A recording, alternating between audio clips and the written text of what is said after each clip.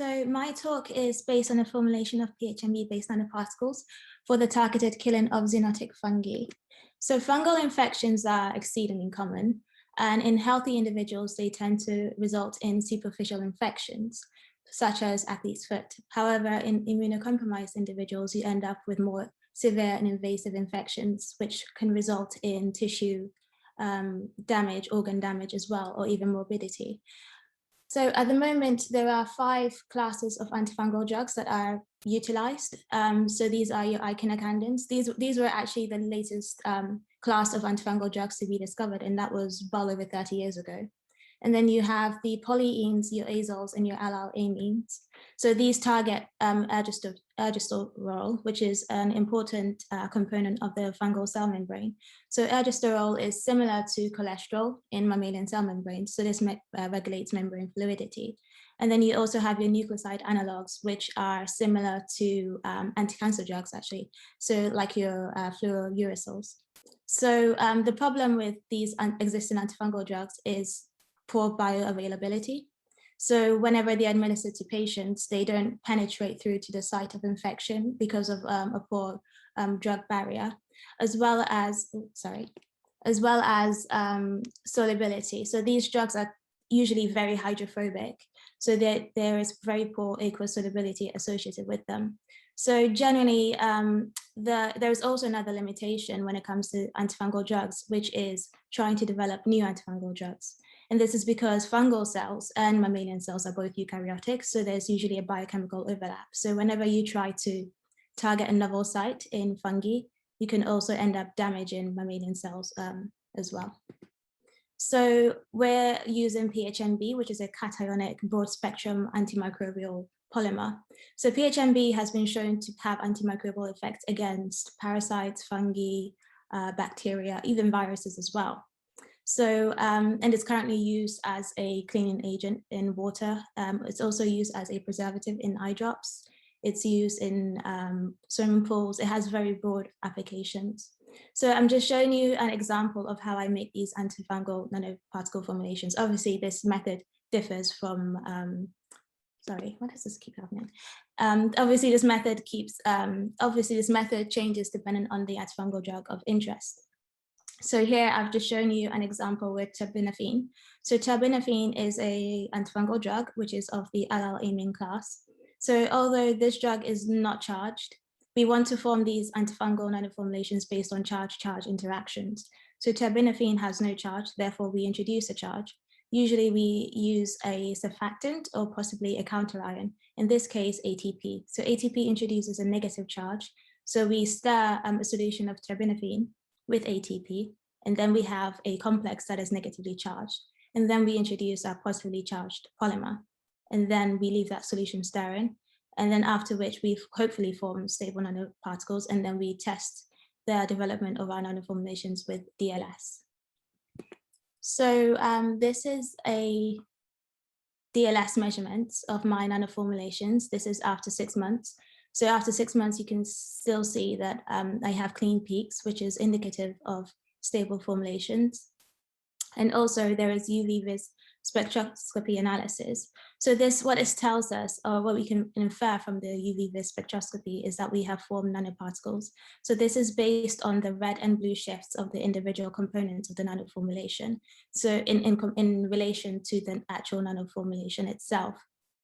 And there's also nanoparticle tracking analysis, which shows you my nanoparticles in situ.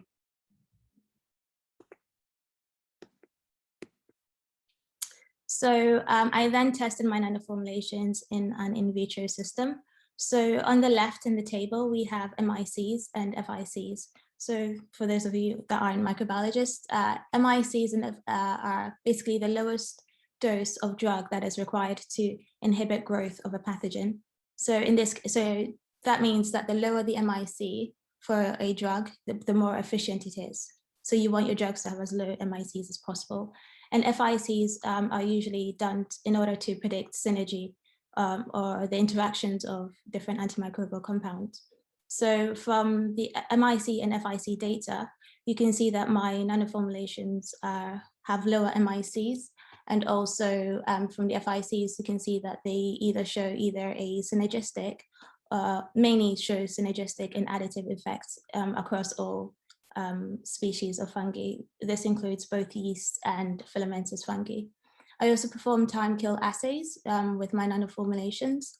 And as you can see, my nanoformulations show superior killing over time, over a 24-hour period in comparison to the free drugs.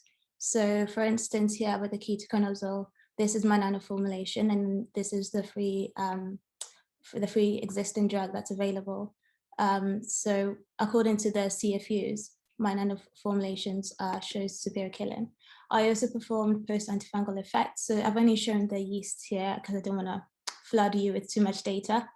But my nanoformulations also follow in minimal exposure. So this means that I've only exposed my yeast cells for a limited time, in this case, an hour, to my nanoformulations, after which I spin and then I remove the drugs and top up with fresh media and allow these cells to carry on growing. So this was done at 1 time and half the dose of the MIC. And as you can see, my nanoformulations do show superior killing. I was also interested in the toxicity of my nanoformulations, whether being in a nanoparticle structure would increase toxicity of my drugs, or whether they would perform better or the same compared to the free drugs. And there is no significant toxicity of the nanoformulations associated with either the individual components of the nanoformulation or the existing drug. So I was interested in the polymer itself, so separate from the drug, to see, because the polymer itself has antimicrobial effects. So I was curious to know how much of a role the polymer plays in retention of the drug.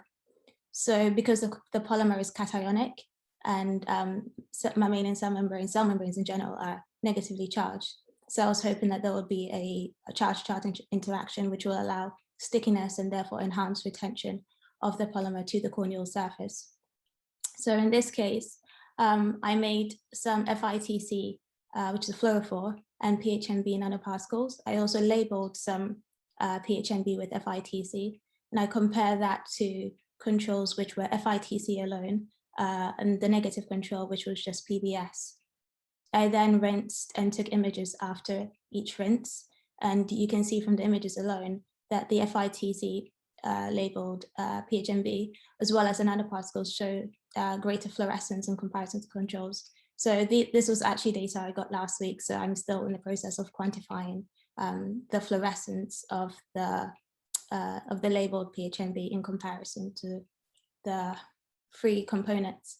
So to summarize, I've developed 2 stable antifungal nanoformulations, which show either an additive or a synergistic effect. They don't show significant toxicity compared to the free antifungals, and they also appear to have enhanced drug retention.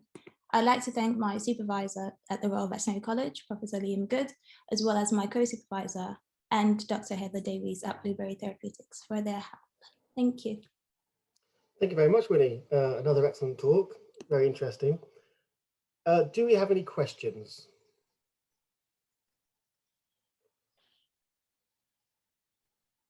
No? Well, I will start a question, Winnie, if you don't mind. I was interested when I was looking at your talk. So your nanoparticles are, there's quite a range of them.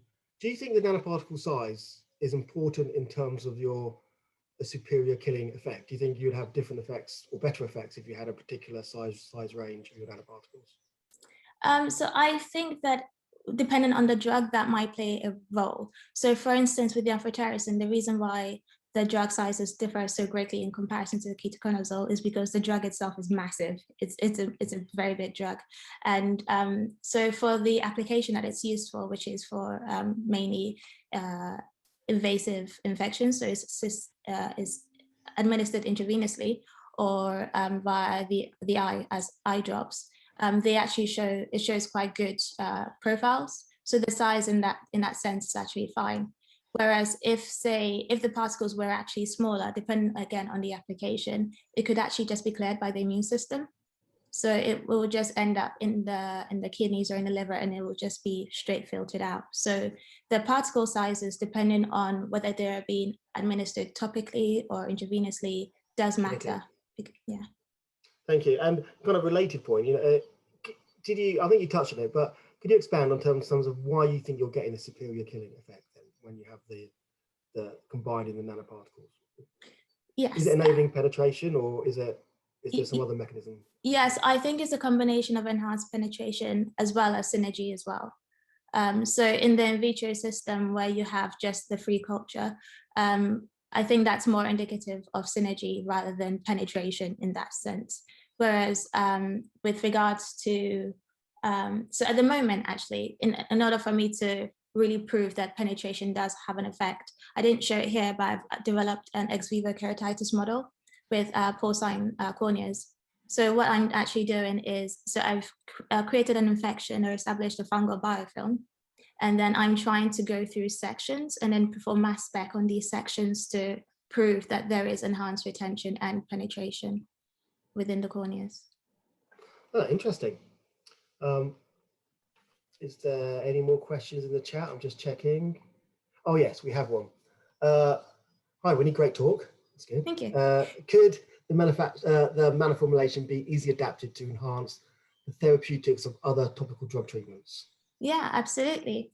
So it all depends on the kind of drug or a molecule, even peptide, RNA, whatever, that is being loaded within the polymer, and how easy it is for it to load, because going from what I initially said, the polymer is positively charged.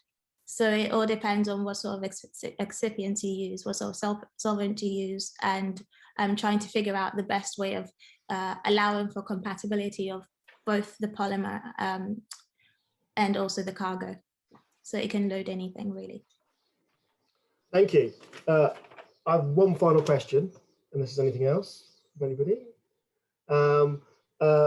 You mentioned briefly, obviously time limits, about there wasn't any toxicity. I wonder whether you could just expand on that, on how you how convincing that data was, the type of toxicity model you used, etc. Yeah, so I used so I did both a rizozurin and an MTT assay.